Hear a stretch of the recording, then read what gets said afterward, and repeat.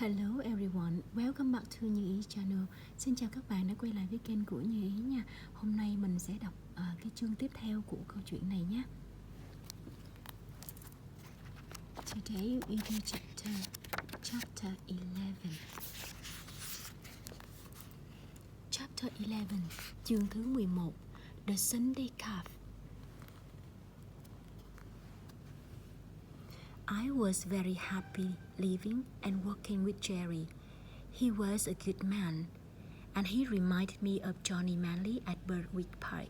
Nothing was too much trouble for him. My harness fitted perfectly, and Jerry was a kind driver who hardly ever used the whip. One of Jerry's very good clients was a man called Mr. Bridge. Early one morning, Mr. Bridge came to see Jerry to ask if he could hire a cab every Sunday morning. He was offering good money, but Jerry didn't even think about it. "I'm sorry, Mr. Bridge," he answered. "My horses work hard 6 days a week. Sunday is their day off, and they need the rest." Mr. Bridge offered Jerry a larger sum of money to change his mind. The money would have been useful, but still Jerry said no.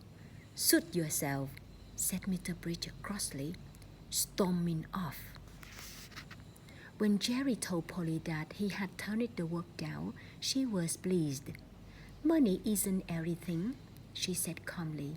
"I would much rather be broke than have you and the horsey working 7 days a week." Money was very tight after that because Mr. Bridge stopped using Jerry altogether.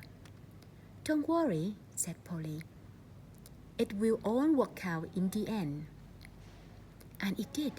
3 weeks later, Polly ran out to meet us, and as Jerry and I came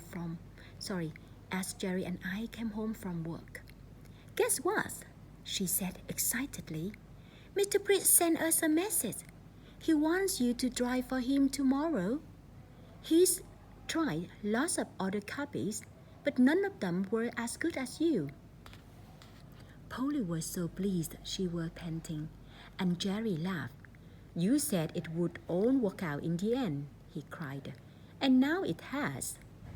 One Sunday, Jerry broke his golden rule not to work.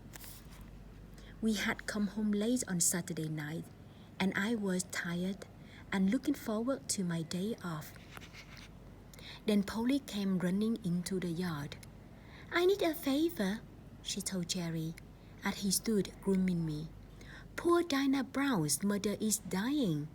Dinah's desperate to see her, but it's a long train journey followed by a walk from the station. You know Dinah's just had a baby, and she's not been feeling well. She wants you to take her to visit her mother tomorrow. She'll pay you the money as soon as she can get it. Please, Jerry, please will you help her?" Jerry tutted. "It's not the money, Polly," he said. "It's the horses. They are tired, and so am I." "Please," begged Polly. "I'd like to think that someone would help me if my mother was dying." "All right then," said Jerry, smiling. "Tell Dinah I'll do it." Jerry borrowed a lighter carriage from a friend, and I was chosen to pull it. I didn't mind. It was a beautiful day, and it was lovely to swap the city for the sweet country air.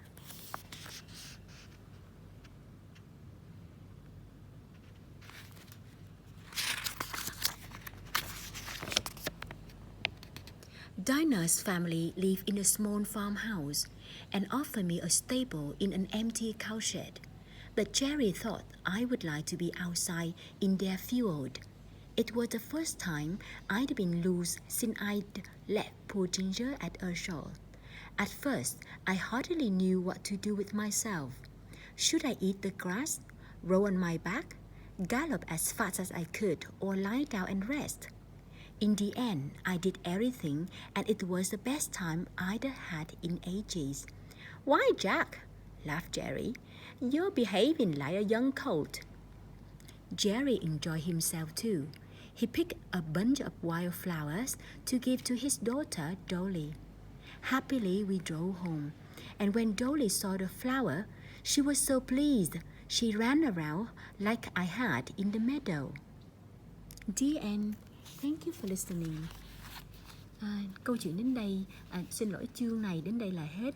Mình nghĩ là mình đọc một chương thôi, bởi vì nếu đọc nhiều quá thì các bạn nghe lâu quá nó sẽ chán, nên là hẹn gặp lại các bạn ở chương sau nhé. I think we should stop after each chapter because I think if you listen to many chapters, it would be tired and boring. So see you in the next chapter.